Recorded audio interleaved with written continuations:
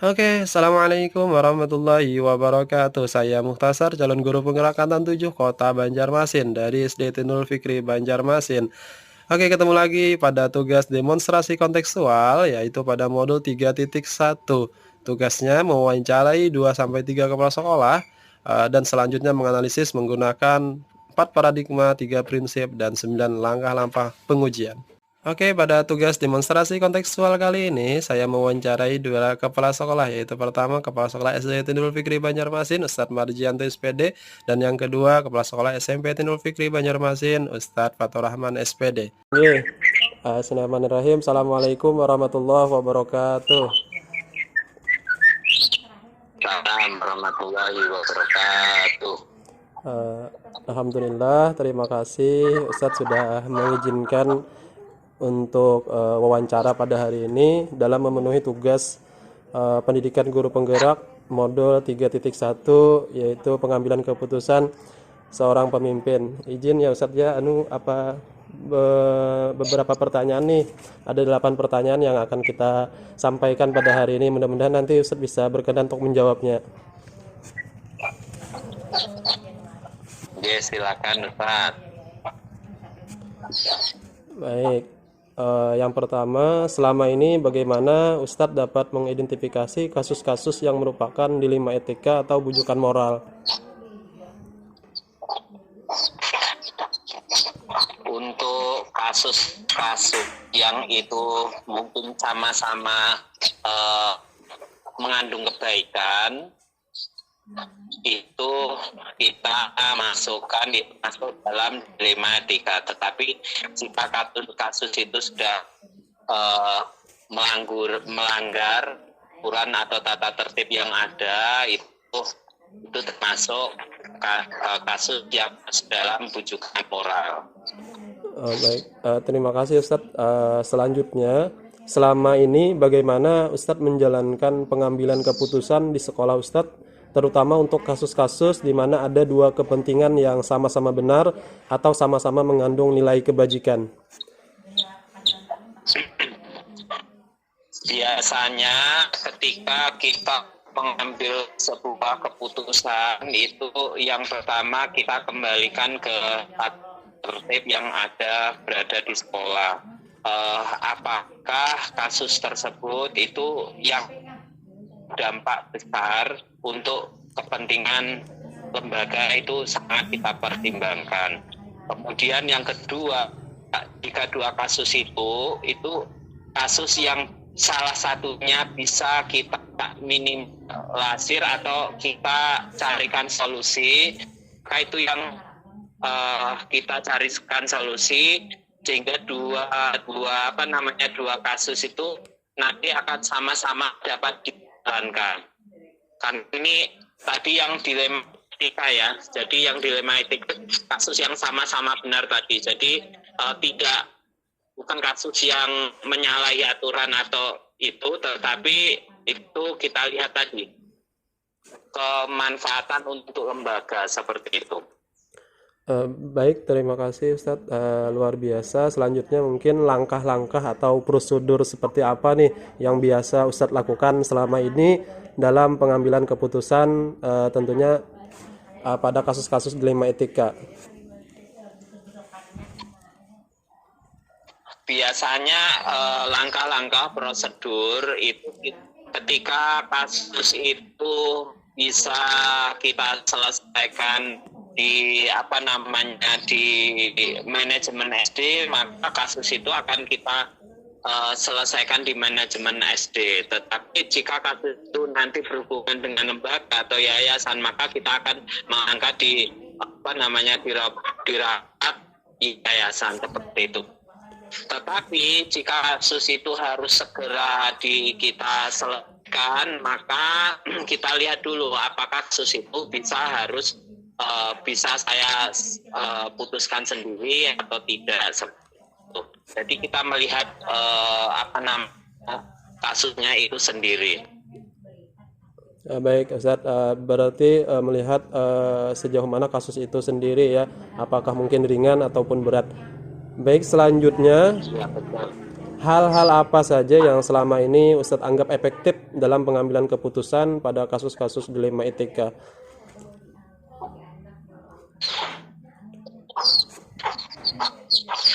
Eh, hal-hal yang saya anggap efektif yaitu eh,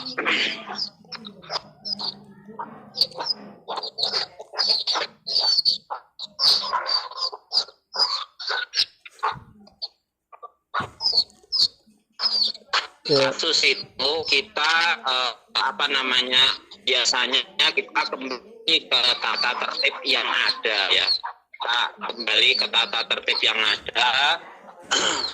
Jika tata tertib itu belum ada, maka akan kita dapatkan atau kita kita bawa ke forum untuk segera dicarikan jalan keluarnya seperti itu. Kalau misal terlalu lama menunggu pertemuan misal rapat, maka kita angkat selesaikan di forum WA di grup untuk dicarikan jalan.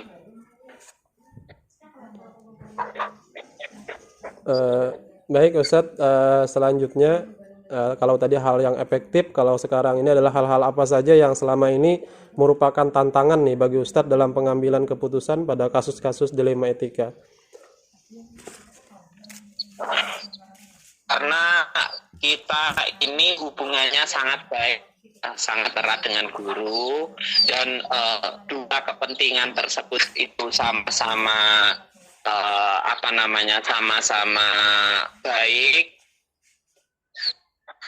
Rasa kasihan misal atau rasa tidak itu pasti ada. Itu yang memberatkan dalam mengambil keputusan. Itu tantangan terbesar ya, tantangan terbesar. Tapi memang ya kita lihat lagi menyelesaikannya, kita lihat lagi itu tadi, kita lihat yang kalau kita sekolah swasta itu kita lihat untuk itu kita lihat ke sana. Jadi banyak dua-duanya bisa jalan beriringnya dengan baik. Baik Ustadz, jadi hal yang mungkin menjadi tantangan terbesar adalah rasa kasihan begitu Ustadz. Baik, selanjutnya ya, pertanyaan saya yang keenam, apakah Ustadz memiliki sebuah jadwal tertentu dalam sebuah penyelesaian kasus dilema etika? Apakah Ustadz langsung menyelesaikan di tempat ketika ada masalah atau memiliki sebuah jadwal untuk penyelesaiannya? Kalau ada bentuk atau prosedur seperti apa yang Ustadz jalankan biasanya? Kita akan membawa jika itu masih ada waktu ya untuk membahas, maka kita akan bawa ke forum rapat. Tetapi jika kasus itu memang itu perlu diputuskan secara rapat dan itu terlalu lama untuk dibawa ke forum rapat, maka kita akan segera bahas di forum WA. Ketika keputusan itu salah itu perlu keputusan segera dan ada hubungannya dengan mungkin lembaga, maka bisa diselesaikan oleh sekolah sendiri, itu akan segera saya selesai tempat saat itu juga, seperti itu. Baik Ustadz, luar biasa apa yang Ustadz sampaikan tadi. Selanjutnya, adakah seseorang atau faktor-faktor apa yang selama ini mempermudah atau membantu Ustadz dalam pengambilan keputusan dalam kasus-kasus dilema etika? Kalau lingkupnya unit itu ada manajemen, kita selalu membahas kasus tersebut di manajemen unit sendiri. Tapi itu kalau lingkupnya memang berhubungan dengan yang lebih luas lagi, kita akan membawa ke forum SIT ya, manajemen SIT. Nah, siapa saja yang seorang atau faktor-faktor ini yang bermudah, yaitu seluruh anggota disebut. Misal di manajemen, maka seluruh anggota manajemen. Kemudian ketika di SIT, maka di manajemen SIT, seperti itu. Jadi semua itu sangat sangat mempermudah dalam mengambil keputusan dalam kasus dilema etika. Baik Ustadz, luar biasa, terima kasih sudah membantu mempersamai saya dalam wawancara pada kesempatan kali ini ya Ustadz ya. Mungkin ada terakhir lagi pertanyaan dari saya Ustadz. Dari semua hal yang telah disampaikan Ustadz tadi ya, pembelajaran apa yang dapat Ustadz petik dari pengalaman Ustadz mengambil keputusan tentang kasus-kasus dilema etika? Yang pertama yaitu seorang pemimpin itu harus berani memutuskan, ya. Ini kunci dari keberlangsungan sebuah lembaga. Jadi harus berani memutuskan. Kalau itu memang benar dan maka harus diputuskan. Kalau itu memang kurang baik, maka berani memutuskan. Agar apa? Anggota atau yang di bawahnya ini tidak ada timbangan di dalam menjalankan menjalankan roda dari sebuah lembaga tersebut. Jadi seorang pemimpin sekali lagi itu harus berani memutuskan. Tidak boleh ada keputusan abu-abu. Kalau memang hitam ya hitam, kalau memang putih ya putih. Itu kuncinya. Baik, Ustadz, terima kasih, luar biasa yang saya bisa tangkap dari apa yang Ustadz sampaikan. Kata kuncinya adalah seorang pemimpin harus berani mengambil keputusan yang jelas ya Ustadz. Baik, terima kasih Ustadz ya pada pagi hari ini sudah membersamai saya dalam wawancara pada pagi hari ini.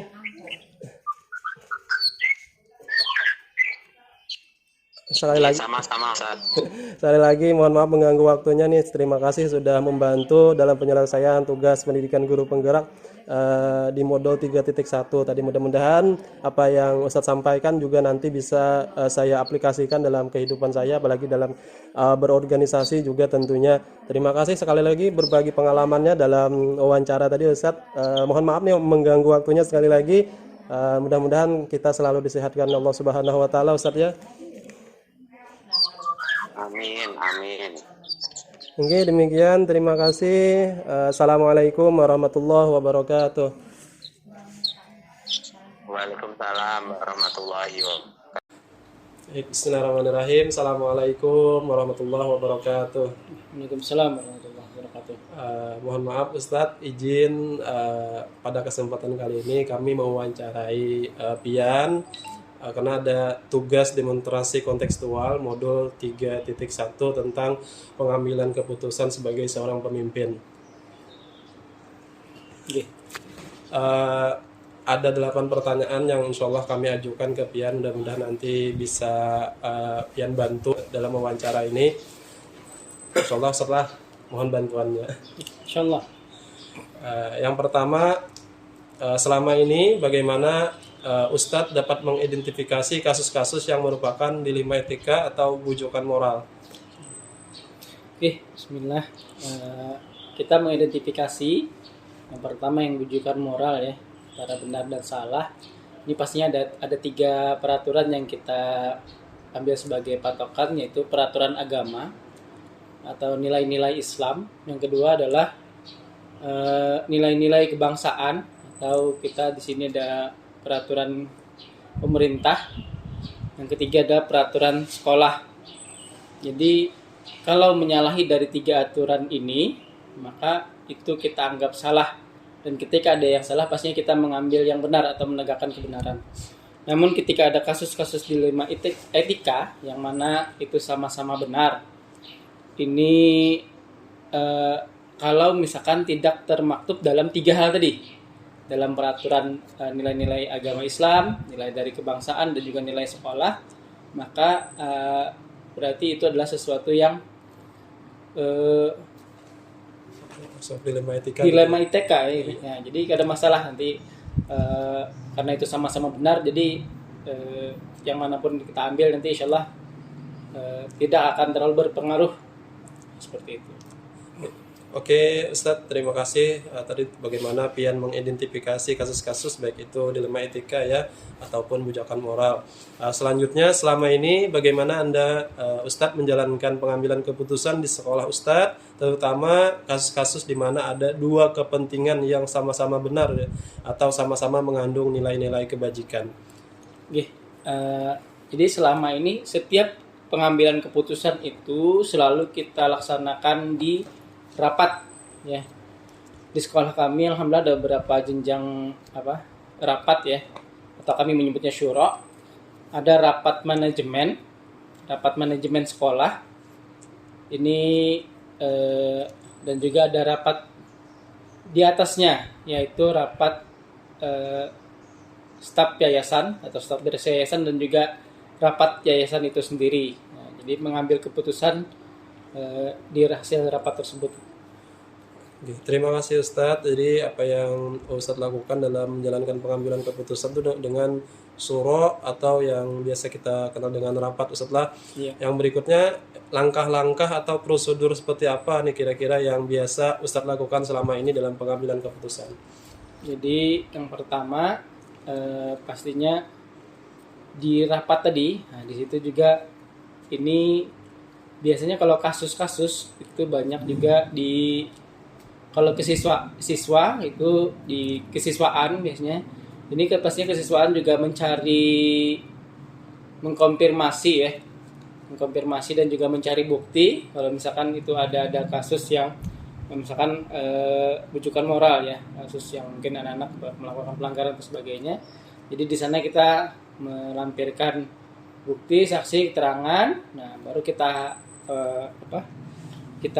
bahas atau diskusikan di rapat. Dan kalau memang itu cukup, ada beberapa masalah yang cukup kita di manajemen unit sekolah saja bisa kita ambil kebijakan. Ada yang masalah itu harus kita teruskan atau lanjutkan ke rapat yang lebih tinggi seperti itu. Nah, baik Ustadz, berarti tadi tergantung permasalahannya apa Ustadz lah. Iya. Jika itu bermasalahnya untuk perihal terkait anak-anak, maka nanti akan menangani pihak kesiswaan, mungkin kerjasama dengan kepala sekolah, Pian sebagai kepala sekolah begitu. Dan apabila permasalahan nanti mungkin bisa dibawa, mungkin belum bisa diatasi di unit gitu, bisa sampai ke kepala sekolah atau dengan rapat yayasan begitu Ustadz lah. Iya. Oke, selanjutnya ya Ustadz lah, hal-hal apa saja yang selama ini Ustadz anggap efektif.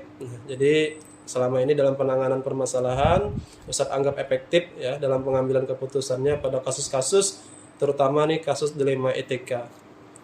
Iya. Jadi kasus dilema ITK ya, ketika itu sama-sama benar, memang kita yang paling efektif menurut kita melalui hasil rapat. Karena ketika rapat ini tidak hanya 1-2 orang, nah, tapi ini banyak gitu ya. Maka keputusan terbanyak ya, kita jalankan sama-sama.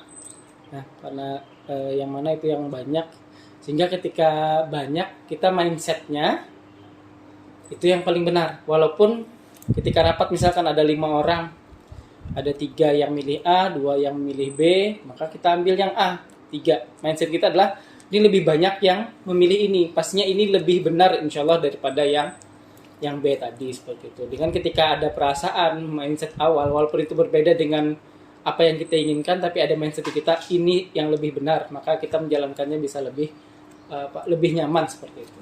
Oke Ustadz, selanjutnya mungkin hal-hal apa saja yang selama ini merupakan tantangan dalam pengambilan keputusan pada kasus-kasus dilema etika. Jadi kalau dalam dilema ITK tadi, ketika ada tantangan, pastinya tantangan itu di kita sendiri, di perbedaan pendapat di rapat ya. ketika dalam rapat itu berbeda pendapat.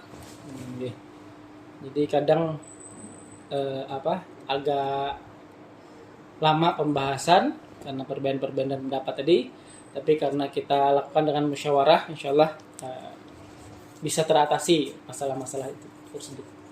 Baik Ustadz, luar biasa apa yang Ustadz sampaikan ya terkait tadi efektivitas dalam pengambilan keputusan dan tentunya juga ada tantangan-tantangan dalam pengambilan keputusan tersebut. Oke, selanjutnya Ustadz, apakah Ustadz memiliki sebuah jadwal tertentu dalam sebuah penyelesaian kasus dilema etika? Apakah ada Ustadz langsung nih menyelesaikan di tempat ketika ada permasalahan atau memiliki jadwal tertentu dalam penyelesaiannya? Jadi ketika ada masalah kita sangat menghindari mengambil keputusan di tempat, karena kita juga pengalaman biasanya kalau mengambil langsung ada masalah langsung kita ambil keputusan di situ, itu biasanya ada istilahnya tuh emosi, atau ketika berucap itu tidak dalam pikiran tenang. Maka biasanya kita usahakan ketika ada masalah kita ambil atau apapun itu ya, kita pastinya nanti kita rapatkan seperti itu. Nah, dan jadwalnya sendiri kita insya Allah ada jadwal tetap untuk jadwal rapat manajemen unit itu, untuk jadwal di manajemen sekolah itu ya, itu setiap hari Selasa sudah kami jadwalkan pagi hari sampai siang. Dan jadwal dengan staf yayasan sendiri itu jadwalnya ada hari Senin. Nah, seperti itu. Baik Ustadz, berarti tadi tidak langsung di tempat Ustadz, karena ketika di tempat itu masih ada aroma-aroma emosi begitu ya. Jadi ada jadwal sesuai tadi jadwal rapat-rapat yang sudah ditentukan. Kira-kira ini bentuk atau prosedur seperti apa yang Ustadz jalankan ketika pengambilan keputusan? Okay. Jadi prosedurnya dari hasil rapat ini kita sampaikan, kita sosialisasikan ke yang kemana. Kalau misalkan itu terkait guru maka kita sosialisasikan ke guru, kalau itu siswa maka kita ke siswa. Maka prosedurnya adalah peraturan itu atau kebijakan itu berlaku setelah disosialisasikan. Jadi bukan setelah dibuat, bukan setelah rapat. Misalkan kami rapat Selasa lalu kami bikin kebijakan, itu disepakati sudah situ, tapi hasil rapat itu belum berlaku kalau misalkan belum disosialisasikan. Jadi segala peraturan atau kebijakan atau keputusan itu berlaku setelah kami sampaikan ke yang bersangkutan, baik itu siswa maupun guru. Oke Ustadz, kira-kira nih dalam pengambilan keputusan adakah seseorang atau faktor-faktor apa saja yang selama ini mempermudah atau membantu Ustadz dalam pengambilan keputusan dalam kasus-kasus dilema etika? Yeah. Jadi untuk orang-orang ya, yang seseorang itu sebenarnya tidak bukan seseorang, beberapa orang. Karena kami rapat, ini kembali ke rapat lagi. Jadi semua keputusan kami kembalikan ke rapat, semua kebijakan. Jadi ketika di rapat itu saya pikirannya seperti ini, tapi ternyata teman-teman punya pandangan yang lain. Maka kita ambil pandangan yang terbaik atau pemikiran terbaik atau menurut kita adalah itu pilihan yang terbaik, maka itu yang kita jalankan. Yang ini yang juga membuat bisa lebih menetralisir emosi atau keinginan pribadi, karena ini dilakukan bersama-sama sehingga ini lebih ke bagaimana kemaslahatan orang banyak seperti itu. Jadi bisa mengesampingkan keinginan pribadi. Terima kasih luar biasa Ustadz ya, dari hasil wawancara kita tadi apa yang Pian sudah sampaikan. Mungkin ini pertanyaan terakhir Ustadz, dari semua hal yang telah disampaikan Ustadz, pembelajaran apa yang kira-kira dapat Ustadz petik dari pengalaman Ustadz dalam pengambilan keputusan dilema etika? Jadi ketika sesuatu itu kita hasil rapat, maka untuk pertanggungjawabannya pun kita lebih ringan. Ya, ketika kita pikir apalagi ini benar-benar ternyata ada yang kurang tepat ya. Kalau kita mengambil keputusan itu sendiri, maka beban itu akan menumpuk di sendiri ya. Aduh, tersalah. Kenapa semalam kada di sini? Kenapa semalam kada kayak ini? Tapi ketika itu keputusan melalui hasil rapat dan itu sudah memikirkan bukan cuma kita ya, beberapa orang, dan hasil itu menjadi hasil rapat, ini sudah keputusan rapat. ketika mengambil ikhtiar ini, ketika mengambil keputusan ini bukan egois pribadi, tapi ini memang sudah beberapa orang yang memikirkannya memang untuk kebaikan, sehingga ketika ada masalah yang dari pengalaman kita nyaman, beban pun gak ada banyak bosnya, beban juga terbagi, ditanggung bersama-sama. Nah itu nyamannya ketika kita mengambil keputusan melalui hasil rapat. Seperti itu. Terima kasih Ustadz sudah membantu dalam tugas kami dan wawancara pada hari ini ya. Mudah-mudahan nanti apa yang Ustadz sampaikan bisa kami ambil manfaatnya Ustadz. Mudah-mudahan nanti kami bisa juga melaksanakan apa-apa yang Pian sampaikan tadi. Terutama apapun keputusan yang dilakukan itu melalui rapat atau biasanya yang Pian sebut itu surah. Terima kasih Ustadz, mohon maaf nih mengganggu waktunya. Iya, Bapak. Oke, terima kasih sekali lagi. Ulun mundur diri Ustadz ya. Assalamualaikum warahmatullahi wabarakatuh. Waalaikumsalam warahmatullahi wabarakatuh.